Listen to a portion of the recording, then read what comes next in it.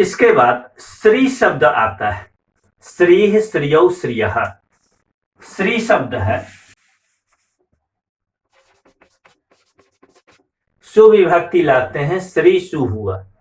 यहां एक प्रसिद्ध श्लोक मिलता है, अभी तंत्री तरी लक्ष्मी धी ह्री श्रीणाम उणादिषु सप्त स्त्रीलिंग शब्दा नाम न सुलोपो कदाचन।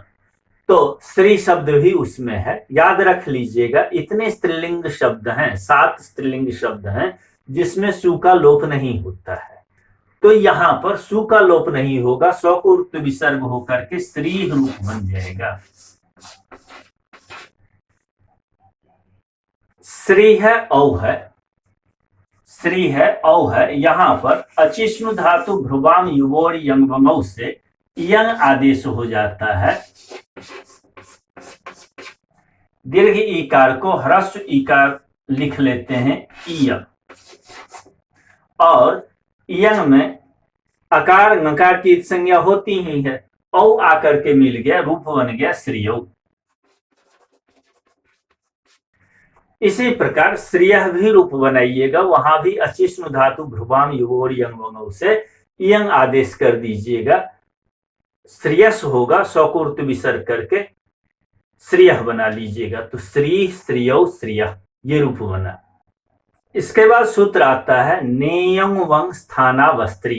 नेयं वंग स्थानावस्त्री। नेयं वंग स्थानावस्त्री सूत्र कहता है जहां पर यं और वंग आदेश हुआ हो, जिस शब्द से यं वंग आदेश हुआ हो, ऐसे दीर्घ इकारांत और उकारांत शब्द की नदी संज्ञा नहीं होती है, लेकिन स्त्री शब्द की नदी संज्ञा हो जाती है, स्त्री शब्द को छोड़ करके।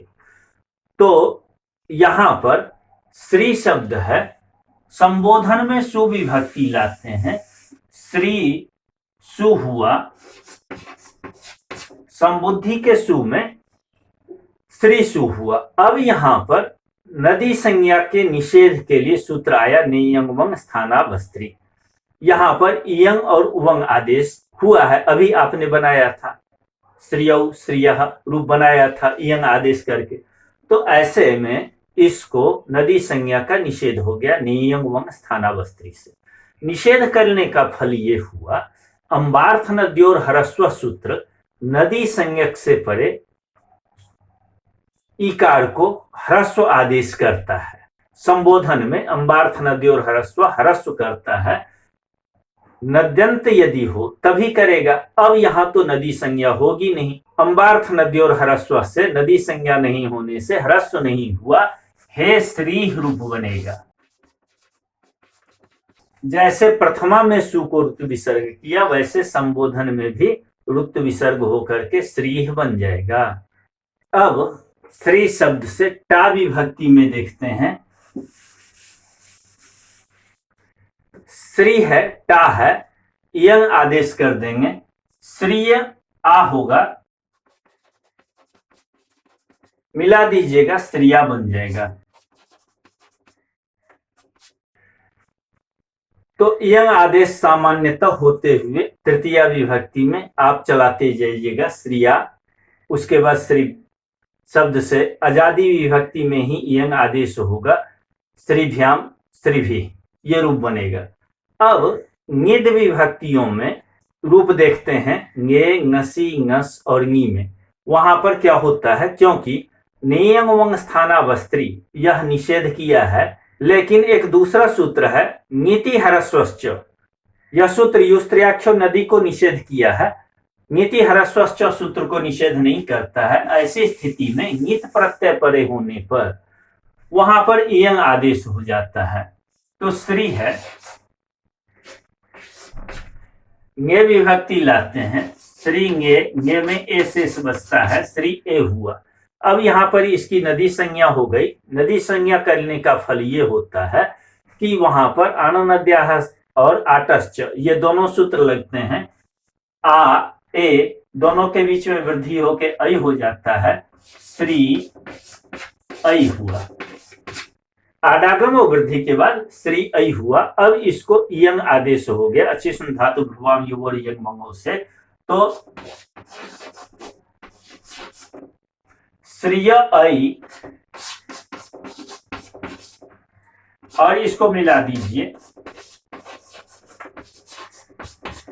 श्रिय रूप बन गया।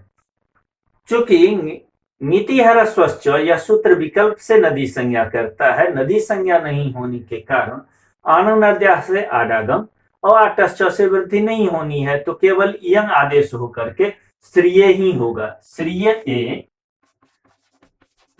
ये का ए है, इसको मिला दीजिएगा, श्रिय बन जाएगा।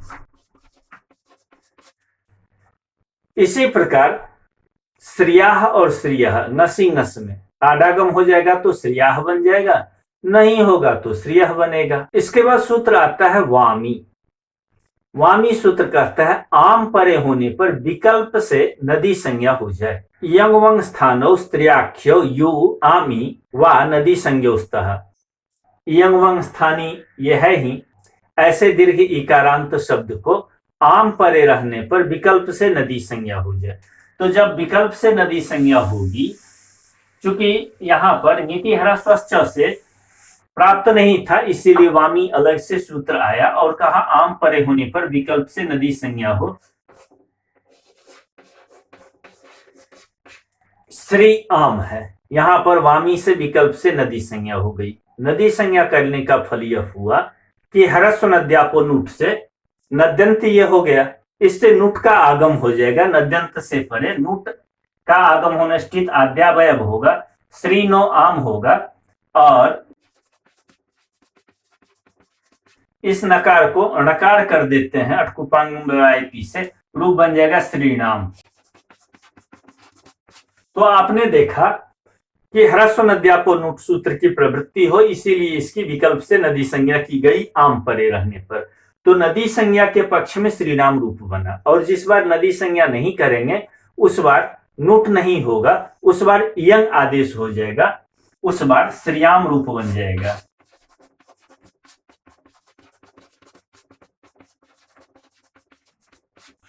तो आपने देखा कि वामी सूत्र से विकल्प से नदी संज्ञा करने का फल यह है कि एक बार तो नुडागम हो जाएगा, और जिस बार नुडागम नहीं होगा उस बार यंग आदेश होकर के श्रीनाम और श्रियाम ये दो रूप बनेंगे।